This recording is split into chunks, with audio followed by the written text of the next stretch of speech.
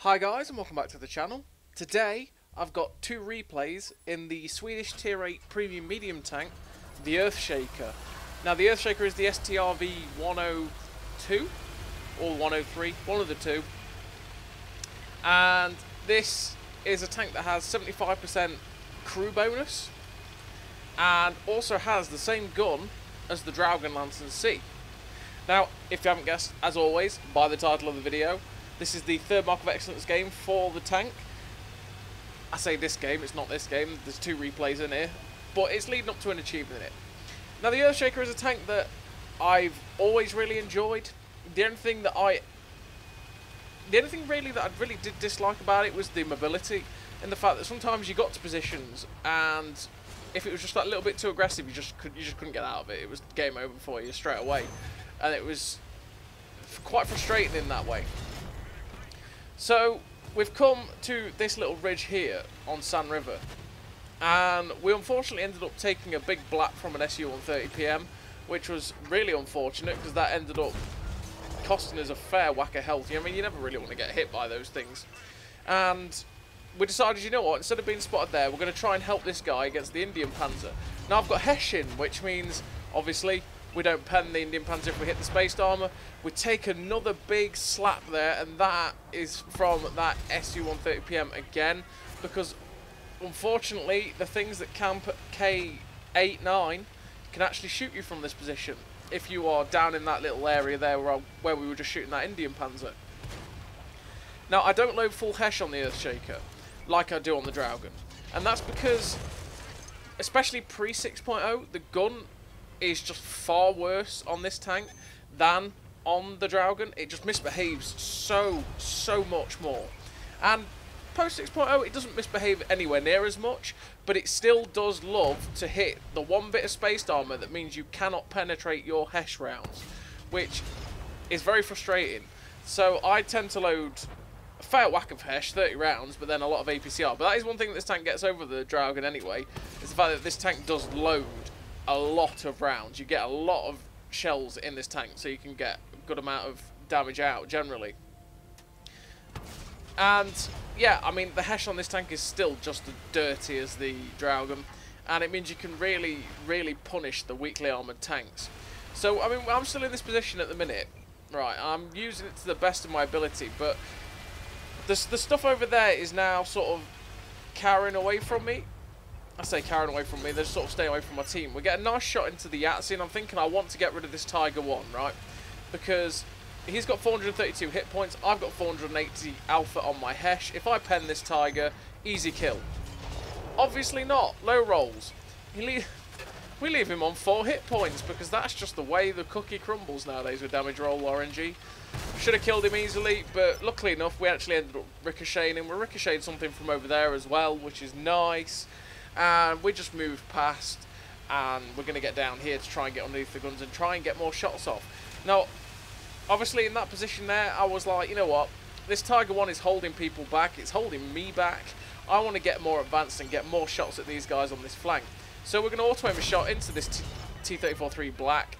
I knew that I could kill that guy with a splash no matter what.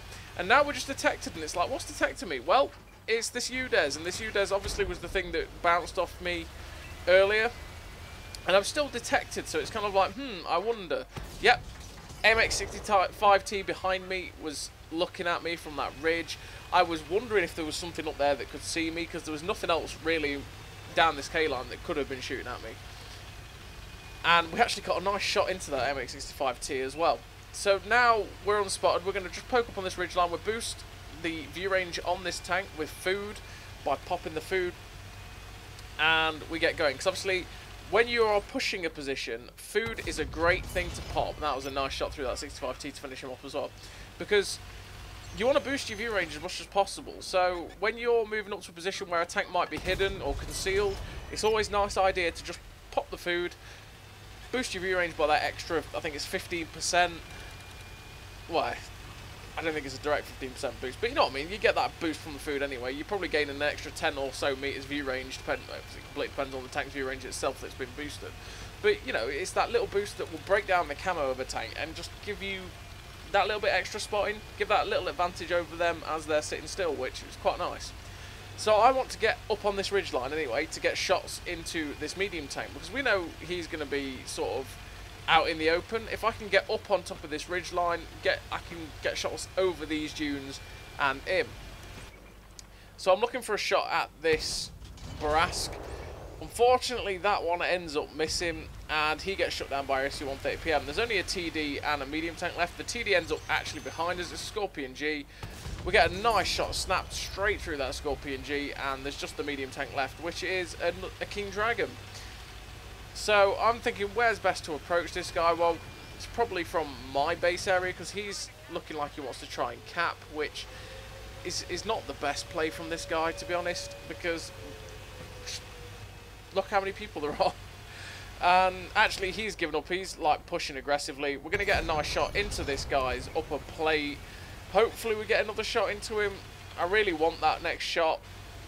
I mean, at this point, I don't know if I'm that close to the third mark yet. I think it was this game that I ended up playing and going, oh, I could grind this, and we get that nice auto-aim shot into the back of the King Dragon as well to finish him off.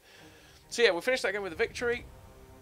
And we ended up finishing with 7 kills, 4.9k damage, 2.3k base, 1600 assistance, so that's, you know, like 6.5k combined. Devastator, Ace Tanker, Sniper, High Caliber, Top Gun, and we were at 92.67. So yeah, I had this game and I went, you know what, I could probably grind this third mark quite easily now.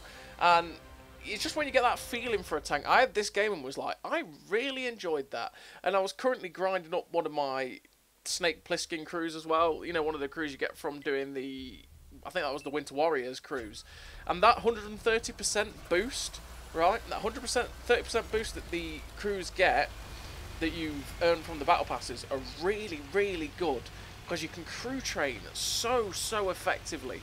If you have this 130% boost from the crew, you put it in a tank like the Eradicator, the Demolisher, or the EarthShaker that you're seeing right here. Add on to that the 1.25 times XP crew XP boost you get as well from ending the season, and a 6 times crew XP boost, or a 4 times crew XP boost. Your crew XP goes into overdrive. That last game that we had was like 140,000 crew XP. So you imagine how quickly you can boost a crew up.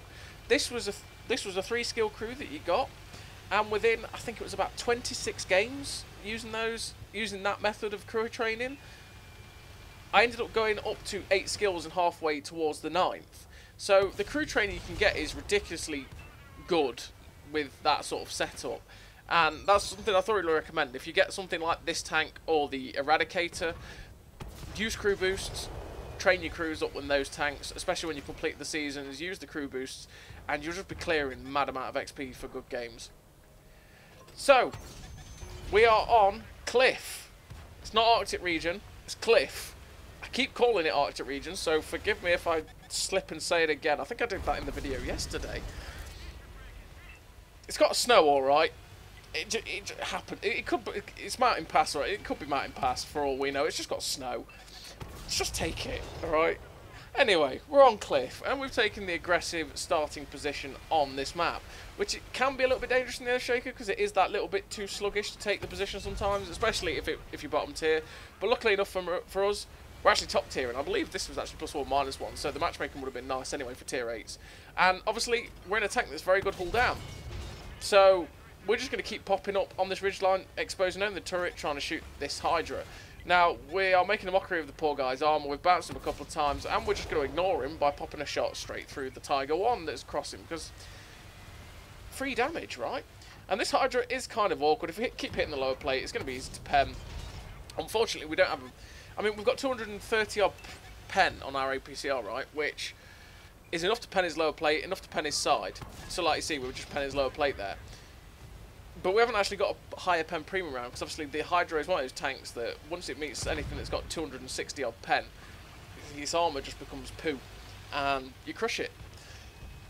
But that meant we had to keep popping shots into his lower plate, and we did get those pens, and that was a juicy shot into that Tiger, set him on fire. And yeah, it meant we had to be careful as well, because if we had the Prem, we could have destroyed him, whereas we had to hit that lower plate, otherwise we weren't penning it. Which just makes it a bit awkward. It was an awkward tank to face, really. And luckily we were shooting up into his lower plate, because if we were on a flat ground, we'd have actually been ricocheting, because APCR normalisation. So we're doing well here, considering we're grinding for that third mark, right? We're at 4k damage, 609 assisted. I know I'm not going to drop. I know I'm getting a nice amount of movement here. I'm not quite sure if I've got the third mark yet, so I want to push it. Now, obviously, we managed to get a nice shot or two into the base. There's people up on top of the hill, but we know where their team is, and they are starting to maraud this way towards our base. So we're going to boost our DPM with the food. Hopefully, we'll spot anyone else that's crossing, and hopefully we'll get some nice shots into these guys as they cross sideways on in the open. Now, that huntsman hugs the building, which means we're not quite going to get shot at him, but then he pulls out, so easy, thank you. We finish off that huntsman, and now we're looking for more shots at these guys. Now, the guys on the hill are the ones that scare me, really. They're the ones why I am being hesitant, because they could end my day really quickly, and that's not good. We spot this Chrysler K, is spotted up here, and it's like, right, we're going to go help our friends. We're going to get a shot into his lower plate, luckily. I mean, I aimed at his track, and it ended up hitting lower plate. And then he's like, I'm out. So now he's sort of buzzed off that way. I decided, you know, it's time to go. We're going to go forward over here, try and get towards the hill where those guys will have spotted, but if we can, get some shots into the side of this Chrysler. Because obviously if we push forward and get underneath this hill, they have to really expose themselves on the hill to be able to get shots into us. Unfortunately, that guy's lower plate was extremely angled, and we actually didn't hit it. We ended up tracking him, which means we would have got assistance, but he instantly repaired it. I mean, at that point, the assistance wouldn't have been helpful anyway, because we had 1600 spotting, and we probably would have only got about 500 tracking out of that. And as some of you might or might not know, I've said it before, tracking and spotting doesn't stack for an MOE. It's basically whichever one of the two you have higher, it'll add that to your damage total. So if I had 2001 spotting, 2001 assistance, 1000 of that was tracking, and 1001 of that was spotting, only the 1001 assistance that was spotting is actually going to get added to my damage total combined, basically. So instead of having, say, 7k combined, I'd have 6k combined, which can mean a lot. So it's one of those things, when you're going for a mark of excellence, you kind of, if you know you've got a lot of one type of assistance, you want to try and maximise that assistance as much as possible, because getting the other one is just pointless at that point, because it's not going to get added on. So we've loaded Hesh anyway for this dragon, because I'm thinking I can kill this guy in one shot with Hesh. Yeah, we ended up hitting the track. And we're going to aim this one, but unfortunately ends up getting shut down from the Trailblazer round the corner.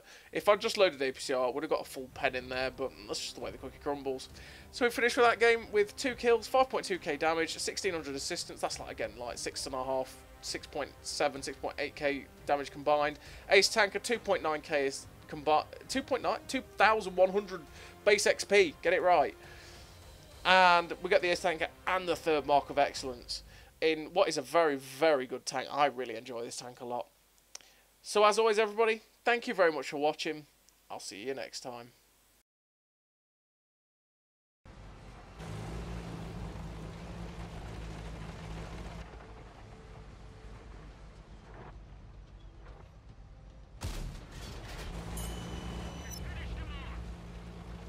A great success!